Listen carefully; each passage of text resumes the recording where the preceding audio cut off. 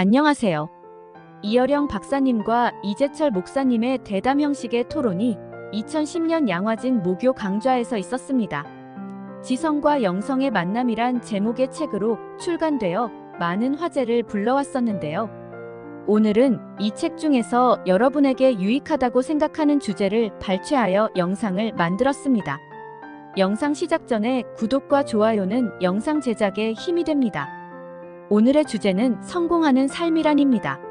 성공하는 삶이 무엇인지, 어디에서 우리는 성공하는 삶을 살았다고 말할 수 있는지에 대해 이재철 목사님과 이어령 박사님의 말씀을 들어보겠습니다. 기본적인 단위이자 출발점이 되는 가정이 늘 건강한 것은 아닙니다. 특히 먹고 사는 문제, 즉 경제 문제가 해결되지 않으면 이 기본적인 출발점이 흐려지죠. 저 사람은 먹고 살기도 힘든데 교회만 다닌다고 얘기하기도 합니다. 경제적인 성공이 가정의 성공이 되는 이 문제를 이재철 목사님은 어떻게 보십니까? 성공에 대해 이야기하려면 그 성공이 어떤 길 위에서의 성공이냐가 먼저 밝혀져야 합니다. 예를 들면 낚시로 고기 잡는 것을 업으로 삼는 어부에게는 밤을 새워 월척을 낚는 것이 성공입니다. 그러나 학문하는 사람에게는 그것은 시간 낭비입니다. 밤을 새워 고기를 잡아야 하는 사람이 책상 앞에서 밤새 책을 읽는다. 이것도 마찬가지입니다. 적어도 그리스도인으로서 이 세상에서 성공적인 삶을 산다는 게 무엇인지 알기 위해서는 그리스도인이 걸어가는 길이 어떤 길인지 전제되어야 합니다. 그렇지 않으면 우리가 말하는 성공은 세상이 말하는 성공과 구별되지 않습니다. 우리 주님께서는 땅 한 평도 가지신 적이 없고 단돈 1원도 없이 십자가에서 비참하게 돌아가셨습니다. 또 예수님의 제자 베드로는 거꾸로 십자가에 못 박혀 죽었고 사도 바울은 참수형을 당했는데 지금 관점으로 보면 다 실패한 사람들이거든요. 그런데도 우리 그리스도인들은 그들을 실패했다고 하지 않습니다.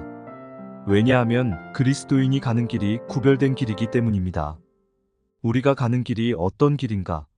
이것을 분명하게 재확인해야 되는 것입니다. 어느 날 예수님께서 제자들에게 사람들이 나를 누구라 하느냐고 물으셨을 때 여러 대답이 나오자 너희에게 내가 누구냐고 물으셨습니다.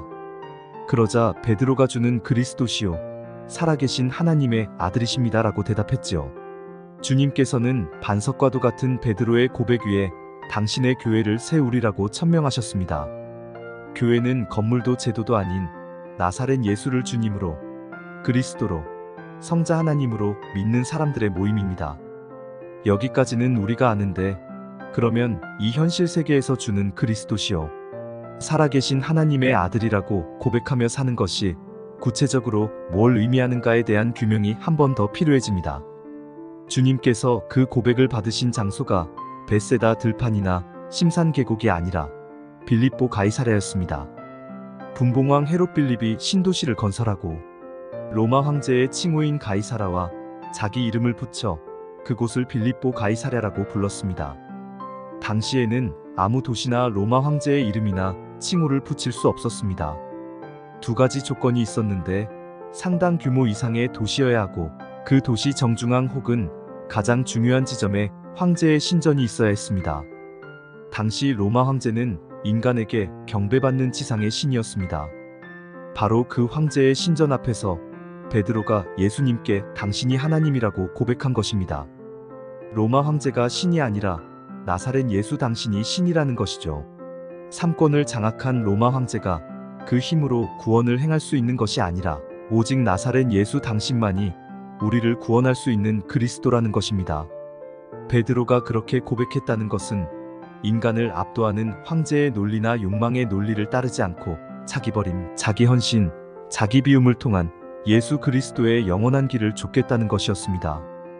황제의 길이냐 예수의 길이냐, 이 갈림길에서 황제의 길을 버리고 그리스도의 길을 좇는 사람들이 바로 그리스도인인 것입니다. 그리스도의 길이라는 것은 바꿔 말하면 나를 버리고 영원을 얻는 길입니다. 로마 황제의 모든 흔적은 지금 폐허로만 존재합니다. 하지만 예수 그리스도는 영원한 구원주로 살아계십니다. 그래서 에베소서 5장 16절을 보면 세월을 아끼라고 합니다. 짧은 시간에 많은 일을 효율적으로 하라는 말이 아닙니다. 아끼다에 해당하는 헬라어 엑사고라조는 건져 올리다라는 의미입니다. 오늘도 아침부터 저녁까지 똑같은 시간들이 우리를 스쳐 지나가는데 그 시간을 자기 욕망으로 물거품처럼 날리는 사람도 있고 영혼으로 건져 올리는 사람도 있습니다. 그렇다면 그리스도인에게 성공한 사람이란 누구인가? 황제의 길에서 부와 명예를 갖지 못하더라도 영혼을 건져 올린다면 성공한 사람이지요. 이런 관점에서 실패자처럼 보이는 베드로와 바울은 성공한 사람들이었습니다. 반면에 세상의 것은 다 갖췄는데 영혼을 갖지 못했다면 적어도 영혼의 길에서는 실패한 사람이라고 할 수 있죠. 하지만 영혼은 멀고 현실은 가깝고 사는 건 다급하고 그래서 계단을 내려가 영성보다 지성 쪽에 들러붙고 싶은 심정인데요. 지성 쪽에서는 이렇게 부담되는 말씀은 안 주시겠죠? 이번에는 이어령 박사님의 말씀을 들어보겠습니다. 표현이 다르지 똑같은 말을 하신 거예요. 기독교와 관계없이 생각해 보세요. 가정이 어떻게 생겨났는가? 어떤 인류학자는 이렇게 이야기해요. 배가 고파 사냥을 해서 토끼를 잡았어요. 가족이 없는 사람은 그 자리에서 토끼를 잡아먹을 거예요. 그런데 배고픔을 참고 자신의 먹잇감을 짊어지고 갑니다. 어디로? 가족이 있는 곳으로. 이게 가족이죠. 먹는 것이 전부고 경제 문제, 출세 문제, 물질 문제만이 중요하다면 짐승들처럼 그 자리에서 잡은 먹이를 먹을 텐데 왜 불타는 식욕을 잠재우고 그 무거운 것을 끌고서 자식과 아내 있는 곳으로 가는가?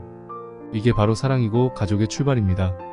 지금 식욕과 사랑 어느 쪽이 이겼어요? 가족은 희생과 사랑이 아니고는 절대로 이루어지지 않습니다.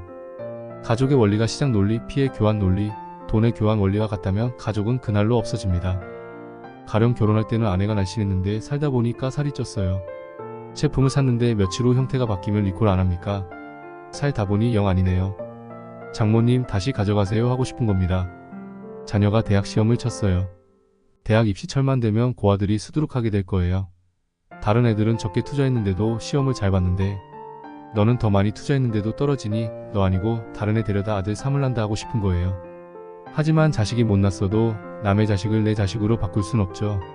못났어도 자기 자식이니까요. 아담 스미스도 말하기를 모든 것을 시장 원리에 맡겨두면 잘 돌아가지만 한 가지 곧 가족은 다르다고 했습니다. 욕망들이 보이지 않는 손을 통해 시장을 번성하게 하지만 시장 원리와 다른 게 하나 있으니 그게 가족의 원리라는 겁니다. 만약 어느 가정이 시장 원리로 움직이면 그 가정에서 돈 못 버는 아버지는 쓸모없으니까 이혼당하고 내쫓기게 됩니다. 사랑이 없는 가정은 주식회사일 뿐이죠. 이런 식으로 보면 기독교의 예수님은 실패한 사람입니다. 어머니 속을 얼마나 썩였겠어요. 동생 속은 말할 것도 없고.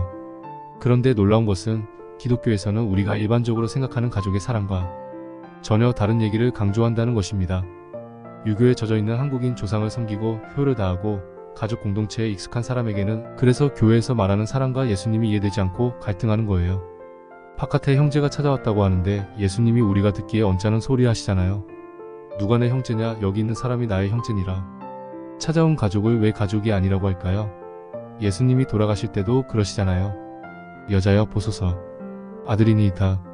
자기 어머니에게 이르기를 제자 중 한 명을 어머니의 아들이라고 하신 겁니다. 기독교를 욕하는 사람들은 이 구절을 신주 모시듯 하죠. 세상에 불효막심하게도 어머니가 울면서 찾아왔는데 여자여 저 사람이 당신 아들이니이다라고 하느냐는 거죠. 하지만 뒷구절을 보세요. 그 제자에게 말씀하십니다. 저기 내 어머니가 있다. 이것으로 비추어 예수님이 어머니에게 하신 말씀은 나만 당신의 아들로 생각하면 슬프겠지요. 하지만 여기 다른 아들이 있지 않습니까?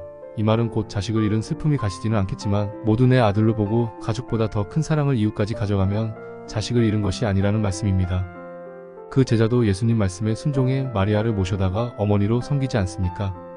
제가 분명히 말할 수 있는 건 내가 예전에 믿던 가족관이 기독교를 믿으면서 달라진 것이 아니라 그 가족관이 기독교를 믿음으로써 더 정확하게 해석되었다는 것입니다.